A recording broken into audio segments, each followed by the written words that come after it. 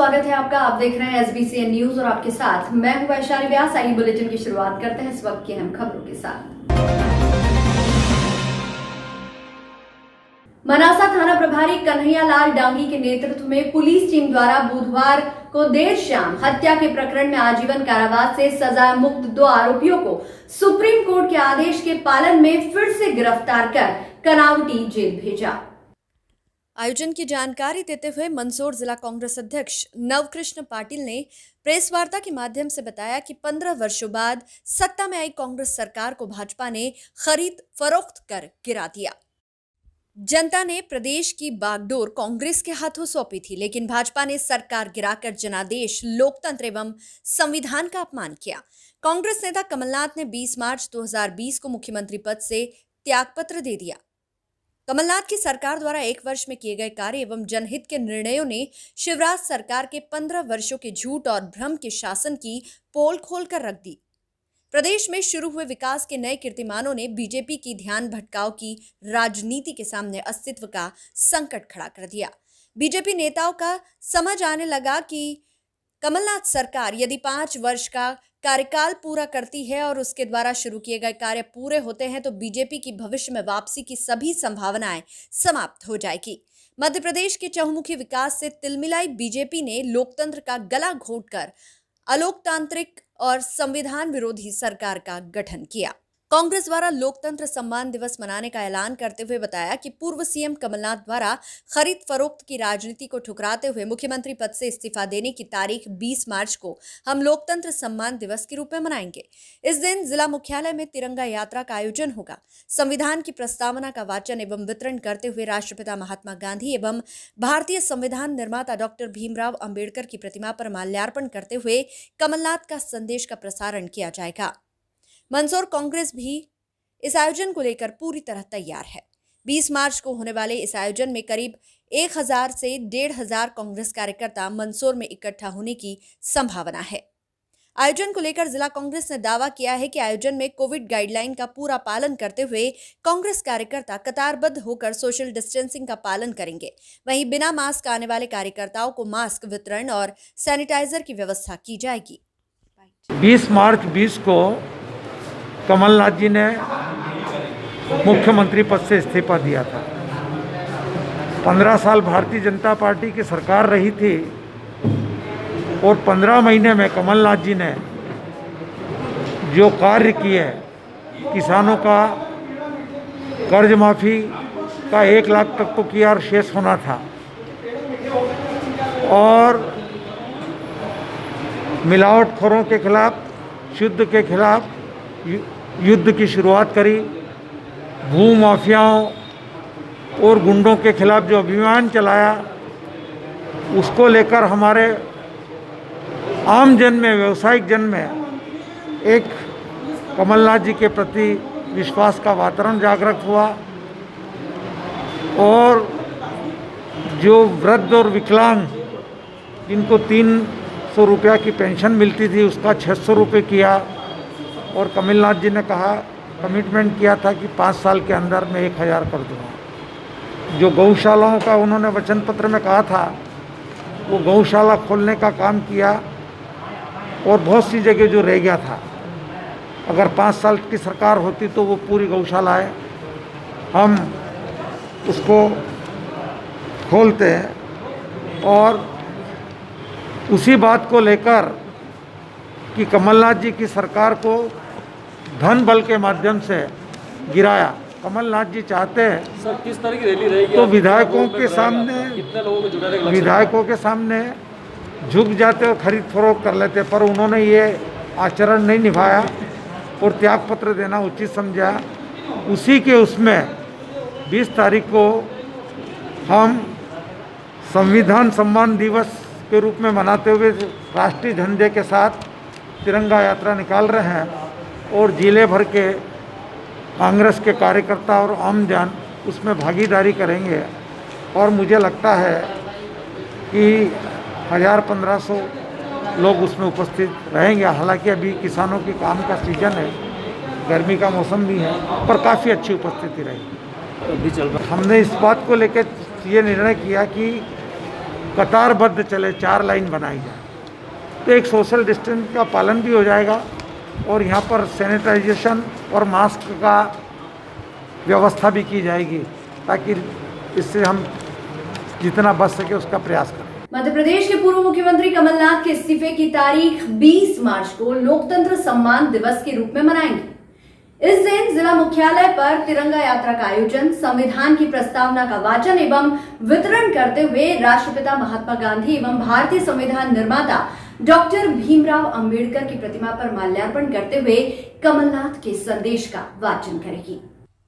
घटना की जानकारी के अनुसार दिनांक 14/7/1998 को गणेशराम पिता शंकरलाल जाति मेघवाल निवासी खेड़ा कुशालपुरा में रास्ते की बात को लेकर देवीलाल पिता जीतराम जाति गुर्जर निवासी खेड़ा कुशालपुरा व गोकुल पिता देवीलाल जाति गुर्जर निवासी खेड़ा कुशालपुरा थाना मनासा द्वारा धारदार हथियार से मारपीट की थी, जिससे फरियादी गणेश राम की इलाज के दौरान मौत हो गई थी, जिसमें मंदसौर न्यायालय द्वारा आरोपियों को हत्या के मामले में आजीवन कारावास की सजा सुनाई थी। उक्त फैसले को आरोपियों द्वारा हाईकोर्ट में चुनौती दी गई, जहां से भी आरोपियों की सजा को बरकरार रखा गया। उसके बाद आरोपी द्वारा माननीय उच्चतम न्यायालय में अपील की गई, जिस पर दोनों आरोपियों को अंतिम राहत देते हुए वर्ष 2009 में जमानत पर छोड़ दिया गया। लेकिन माननीय उच्चतम न्यायालय द्वारा भी उक्त सजा को बरकरार रखकर थाना मनासा को आदेश दिया कि उक्त आजीवन कारावास की सजा मुक्त आरोपियों को गिरफ्तार कर न्यायालय में पेश किया जाए, जिस पर उच्चतम न्यायालय के आदेश का पालन करते हुए मनासा थाना पुलिस द्वारा कार्रवाई करते हुए दोनों आरोपी देवीलाल पिता जीतराम गुर्जर एवं गोकुल पिता देवीलाल गुर्जर ग्राम खेड़ा कुशालपुरा थाना मनासा को आजीवन कारावास की सजा भुगतने के लिए गिरफ्तार कर नीमच कनावटी जेल भेज दिया। 98 में खेड़ा कुशालपुरा थाना मनासा में एक हरिजन जिनका नाम गणेश राम जी है, उनकी हत्या कारित हुई थी, जिसमें सेशन कोर्ट द्वारा हत्या कारित करने वाले देवीलाल गुर्जर और गोकुल गुर्जर एक अन्य को आजीवन कारावास से दंडित किया गया था। आरोपी द्वारा माननीय उच्च न्यायालय और सुप्रीम कोर्ट में अपील की गई, जहां से उनको अंतरिम राहत मिली थी। अब पुनः माननीय सुप्रीम कोर्ट द्वारा आरोपियों को आजीवन कारावास भुगताने के लिए आदेश किया है और उनको जो अंतरिम राहत मिली थी उसको निरस्त करते हुए जेल में दाखिल करने का आदेश दिया था, जिसमें हमने आरोपियों को गिरफ्तार कर न्यायालय में पेश किया गया, जहां से उनको कनावटी जेल नीमच में दाखिल किया गया। इससे पूर्व में क्या अपराध पंजीबद्ध थे इन दोनों आरोपियों के खिलाफ? नहीं, सभी आरोपियों पर हत्या कारित करने और एट्रोसिटी के तहत प्रकरण दर्ज हुआ था, जिसमें इनके खिलाफ कार्रवाई की गई, जिनमें इनको आजीवन कारावास से माननीय न्यायालय द्वारा दंडित किया गया है। SBCN न्यूज के लिए मनासा से मंगल कुशवाहा की रिपोर्ट। प्रदेश में आवारा कुत्तों की नसबंदी का मामला मंगलवार को विधानसभा में गूंजा। इस बात को लेकर बीजेपी विधायक यशपाल सिसोदिया ने सरकार से सवाल करते हुए कहा कि प्रदेश में आवारा कुत्तों का आतंक दिन प्रतिदिन बढ़ता जा रहा है। इसको लेकर सरकार क्या कर रही है, इस पर नगरीय प्रशासन ने चौंकाने वाला जवाब दिया, जिसे सुन करके सदन में बैठे सदस्य हैरान रह गए। इसी के साथ मंदसौर से भी एक खबर आ रही है, जहां प्रदेश में आवारा कुत्तों की नसबंदी का मामला मंगलवार को विधानसभा में गूंजा। इस बात को लेकर बीजेपी विधायक यशपाल सिसोदिया ने सरकार से सवाल करते हुए कहा कि प्रदेश में आवारा कुत्तों का आतंक दिन प्रतिदिन बढ़ता जा रहा है। इसको लेकर सरकार क्या कर रही है, इस पर नगरीय प्रशासन ने चौंकाने वाला जवाब दिया, जिसे सुनकर के सदन में बैठे सदस्य हैरान रह गए। नगरीय प्रशासन ने अपने सवाल का जवाब देते हुए कहा कि सरकार प्रदेश के 5 बड़े शहरों में पिछले 5 साल में आवारा कुत्तों की संख्या नियंत्रित करने के लिए नसबंदी पर 17 करोड़ रुपए खर्च कर चुकी है। इस पर सवाल उठाते हुए बीजेपी विधायक यशपाल सिंह सिसोदिया ने कहा कि सरकार द्वारा कुत्तों की नसबंदी की जिम्मेदारी एनजीओ को दी गई है, जो सवालों के घेरे में है। यशपाल सिसोदिया ने कहा कि इनमें 2 एनजीओ हैदराबाद और 2 एनजीओ भोपाल के हैं, लेकिन इसके बावजूद भी नसबंदी का अभियान कहीं चलता नजर नहीं आता है। ऐसे में करोड़ों रुपए खर्च होने पर सवाल उठ रहे हैं। इस पर सरकार को गंभीरता से विचार करना चाहिए। आवारा कुत्तों की नसबंदी के लिए इन शहरों में खत्म हुए इतने रुपए। इंदौर में 1,06,000 कुत्तों की नसबंदी पर 7 करोड़ 46 लाख रुपए हुए खर्च। वहीं भोपाल में 1,04,000 कुत्तों की नसबंदी पर 6 करोड़ 76 लाख रुपए खर्च हुए। जबलपुर में 31,385 कुत्तों की नसबंदी पर 1,70,00,000 रुपए खर्च किए गए। उज्जैन में 9,000 कुत्तों की नसबंदी पर 50 लाख रुपए खर्च हुए। वहीं ग्वालियर में 13,277 कुत्तों की नसबंदी पर 53 लाख रुपए खर्च हुए हैं। विधायक यशपाल सिंह सिसोदिया ने आश्चर्य व्यक्त करते हुए कहा है कि इतने कम संसाधनों के बावजूद इतने आवारा कुत्तों की नसबंदी होना एक बड़ा सवाल है। देखिए, मैंने बहुत स्पेसिफिक 5 महानगरों की जानकारी मांगी थी 5 वर्षों की, इसलिए कि मैं जानना चाह रहा था कि इंदौर बड़ा शहर है, उज्जैन बड़ा शहर है, जबलपुर, ग्वालियर, ये ऐसे 5 और भोपाल, ये 5 महानगरों में पिछले 5 वर्षों में 2015 से लेकर के मेरा प्रश्न दिनांक मतलब कल ही एक दिन पहले 2021 मार्च तक जो मेरा प्रश्न पूछने का जो डेट थी, उस पर मुझे जानकारी मिली कि पिछले 5 वर्षों में इन 5 महानगरों में 2.5 लाख आवारा कुत्तों की नसबंदी की गई है और उन नसबंदी के बदले में एनजीओ को 17 करोड़ रुपए की राशि का भुगतान किया गया है। अब आप देखें कि जिस प्रकार से इन एनजीओ ने काम किया है वो कितने पारंगत है, उनको किस प्रकार से हायर किया गया, वो कैसे यहाँ पर आए, किस प्रकार से उन्होंने काम का संचालन किया, किस प्रकार से कार्य को व्यवस्था को परिणित किया है। महानगरों में भी अगर कुत्तों को पकड़ के नसबंदी की गई होती है, की गई है, तो आखिर उसकी प्रामाणिकता किसने करी? कुत्तों को पकड़ा, नसबंदी के लिए छोड़ दिया, क्या रिपीटेशन तो नहीं हो गया उन्हीं कुत्तों की, दोबारा तो नसबंदी नहीं कर देगी? अनेक सवाल इस एक सवाल से उद्भूत हो रहे हैं और उसको लेकर के जब मेरा सवाल विधानसभा में आया है तो चर्चा का विषय भी बना है। 17 करोड़ 2.5 लाख कुत्ते, 5 महानगर, तो इसको लेकर के हैदराबाद की 2 एनजीओस थी, रीवा की 1 एनजीओस थी और देवास की 1 एनजीओस थी। ऐसे कुल मिलाकर के 4 एनजीओ ने मिलकर के इतने बड़े काम को अंजाम कैसे दे दिया? एक शहर में अगर औसत 1 लाख कुत्तों की नसबंदी की गई है तो प्रतिदिन का हिसाब लगा लीजिए आप। उनके पास संसाधन क्या है, उनके पास प्रामाणिकता क्या है, उन्होंने किस प्रकार से इस कार्य को अपने अधिकार क्षेत्रों से लेते हुए कार्य रूप में परिणित किया है, कितने पार्षदों से, कितने महापौरों से इन कार्यों की पुष्टि करवाई गई कि आपके शहर में हमने 50 कुत्ते पकड़े, 100 कुत्तों की नसबंदी करी, उसके बाद छोड़ दिया गया। देखिए, 17 करोड़ रुपए की राशि ज़्यादा होती है और वो तो सरकार का पैसा नहीं होता, ये जनता का पैसा होता है और जनता के पैसे का कितना सदुपयोग हुआ, कितना अपव्यय हुआ, इसको लेकर के मेरा प्रश्न था। और मैं तो पिछले 5 वर्षों में 5 शहरों के बारे में जानकारी प्राप्त की ना, मैंने पूरे मध्य प्रदेश की तो जानकारी भी प्राप्त नहीं करी है। और कुत्तों की नसबंदी अगर की जाना है तो पशु चिकित्सा विभाग ने क्या रोल अदा किया, नगर निगमों ने क्या रोल अदा किया, फिर अन्य जो जनप्रतिनिधि होते हैं, महापौर और पार्षद, उन्होंने क्या रोल अदा किया। किसी के सामने अगर कोई कार्य का घटना को अंजाम दिया जाता है या उसकी प्रमाणिकता होती है तो कहीं ना कहीं फिर हमको भी लगता है कि नहीं ठीक हुआ है, अन्यथा तो ऊपर ऊपर की बात चल पड़ेगी। पीपलिया मंडी बही टोल प्लाजा पर लोकल वाहनों को मुक्त रखने की मांग को लेकर ब्लॉक कांग्रेस कमेटी मल्हारगढ़ द्वारा बुधवार को बही टोल गेट ऑफिस के बाहर लगभग 3 घंटे धरना देकर विरोध प्रदर्शन किया गया। वहीं बही टोल प्लाजा पर टोल व फास्टैग से पीपलिया, मल्हारगढ़, नारायणगढ़ सहित क्षेत्र को मुक्त रखने को लेकर दिया गया धरना। पीपलिया मंडी बही टोल प्लाजा पर लोकल वाहनों को मुक्त रखने की मांग को लेकर ब्लॉक कांग्रेस कमेटी मल्हारगढ़ द्वारा बुधवार को बही टोल गेट ऑफिस के बाहर लगभग 3 घंटे धरना देकर विरोध प्रदर्शन किया गया। इस अवसर पर कांग्रेस नेताओं ने कहा कि नियमानुसार लोकल क्षेत्र के वाहन मालिकों को टोल टैक्स से मुक्त रखा जाए व 4 लेन पर व्याप्त खामियों को तत्काल दूर किया जाए, अन्यथा वाहन मालिकों के साथ उग्र आंदोलन को बाध्य होना पड़ेगा। इस अवसर पर राज्यपाल व एमपीआरडीसी के प्रबंधक के नाम एक ज्ञापन तहसीलदार वंदना हरित को सड़क के बीच टोल नाके पर सौंपा। ज्ञापन का वाचन करते हुए ब्लॉक कांग्रेस अध्यक्ष अनिल शर्मा ने बताया कि बही टोल प्लाजा पर पीपलिया, मल्हारगढ़, नारायणगढ़ सहित आसपास क्षेत्र के टोल टैक्स से मुक्त रखा जाए व वाहन मालिकों से किसी भी प्रकार की कोई राशि नहीं ली जाए, क्योंकि ये टोल प्लाजा पूर्व में निर्धारित स्थान मल्हारगढ़ के वहां ही लगना प्रस्तावित था, किंतु अधिकारियों की मिलीभगत के चलते इस टोल प्लाजा को बही के पास लगाया गया, जो कि नियम विरुद्ध है। टोल प्लाजा से 20 किलोमीटर क्षेत्रफल के वाहनों को निःशुल्क रखा गया है और इस नियम में कोई संशोधन नहीं हुआ है। 4 लेन निर्माण कंपनी द्वारा सड़क के दोनों ओर दोपहिया वाहनों के लिए भी अतिरिक्त सड़क का निर्माण नहीं किया गया है। इस कारण आए दिन दुर्घटनाएं हो रही है और लोग मर रहे हैं, जिसके जिम्मेदार भी 4 लेन कंपनी ही है। फास्टैग के बाद लोकल वाहनों की जाने व आने के लिए अलग से व्यवस्था की जाए। पुलिस व्यवस्था रही चाक चौबंद। वही टोल प्लाजा पर ब्लॉक कांग्रेस व वाहन मालिकों के हल्ला बोल को लेकर पुलिस काफी सजग दिखी। तहसीलदार Vandana Harit, SDOP TC Pawar, Piplia TI Shiv Kumar Yadav, Malhargarh TI Narendra Yadav, पटवारी दिग्विजय सिंह, सुरेश श्रीवास्तव सहित महिला पुलिसकर्मी व पुलिस पूरे समय मुस्तैद रही।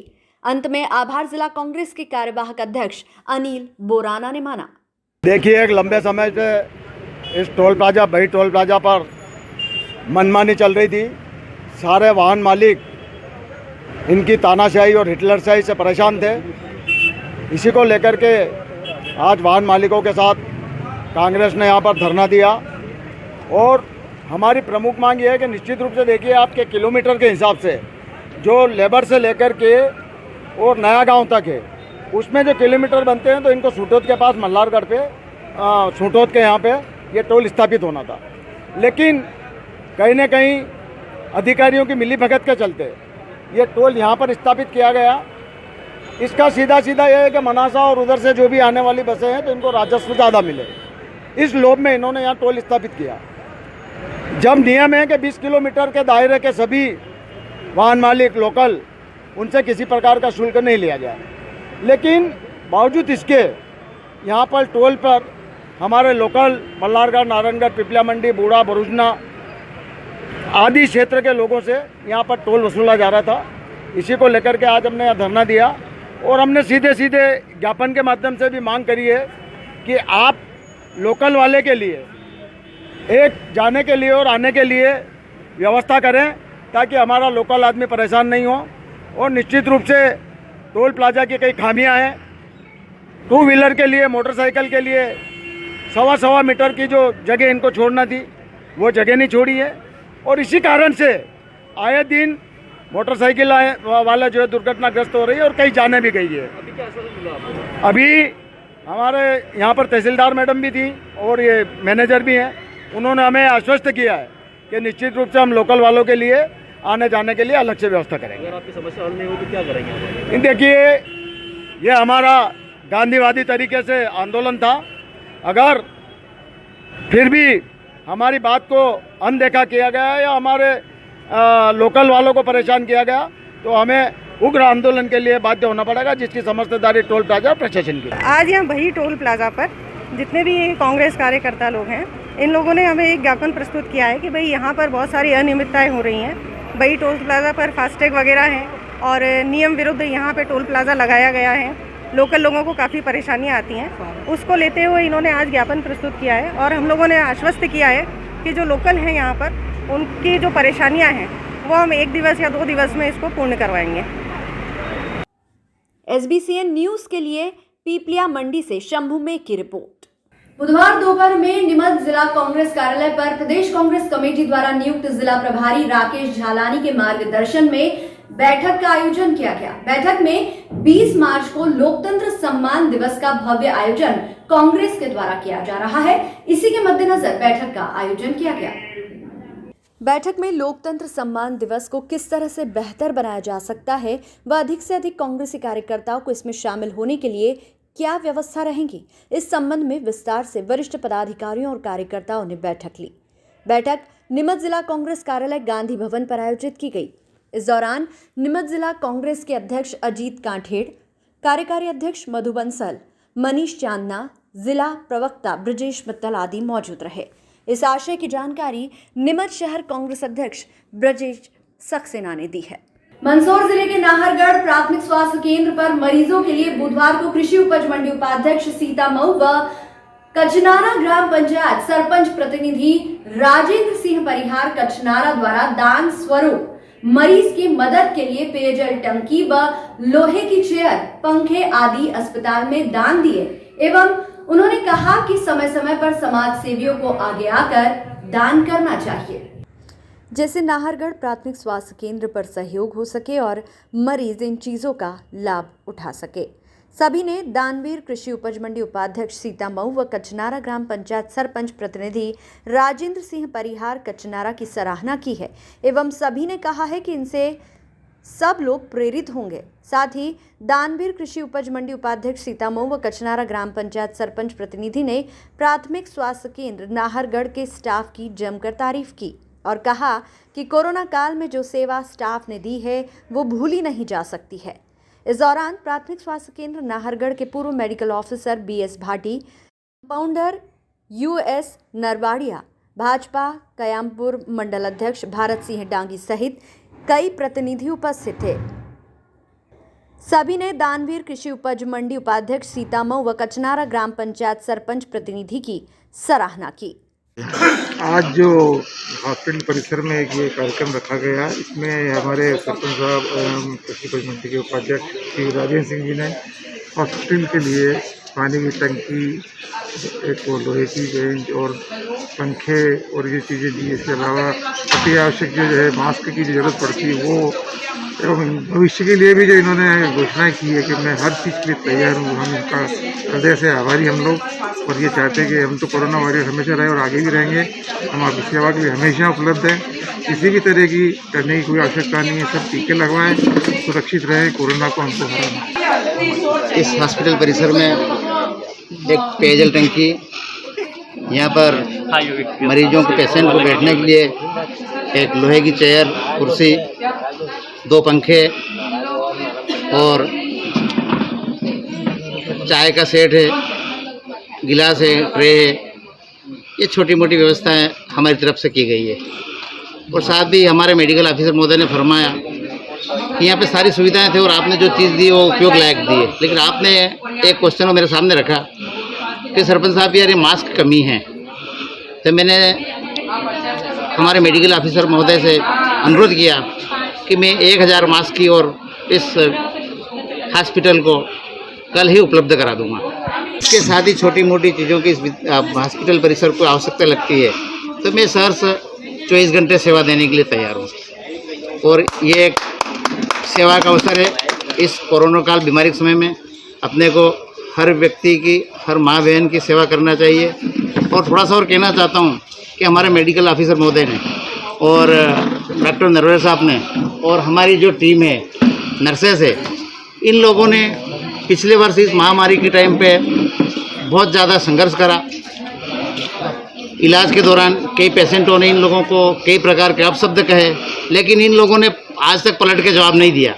अगर अपने कोई रास्ते चलते कोई 2 बात अगर कह दे तो अपन गुस्से में आ जाते हैं, लेकिन इस हॉस्पिटल के परिवार ने किसी को भी तू नहीं कहा और आप लोगों ने बहुत अच्छी सेवाएं दी है। और मुझे गर्व है कि वास्तव में ऐसे ऑफिसर डॉक्टर भगवत सिंह जी भाटी साहब जैसे लोग इस क्षेत्र में अगर ऐसी ही सेवा देते रहे तो हमारा क्षेत्र बीमारियों के मामले में ज़्यादा नहीं बढ़ पाएगा। इन्होंने बहुत ईमानदारी पूर्वक सेवाएं दी है। कभी कभी मैं भी भावुक हो गया, लेकिन डॉक्टर साहब ने, मैं इनके बेटे टाइप हूँ, इन्होंने कभी भी मुझे भी ये नहीं कहा कि यार सरपंच साहब आप क्या कह रहे हैं। SBCN के लिए सीतामऊ से ललित शंकर धाकड़ की रिपोर्ट।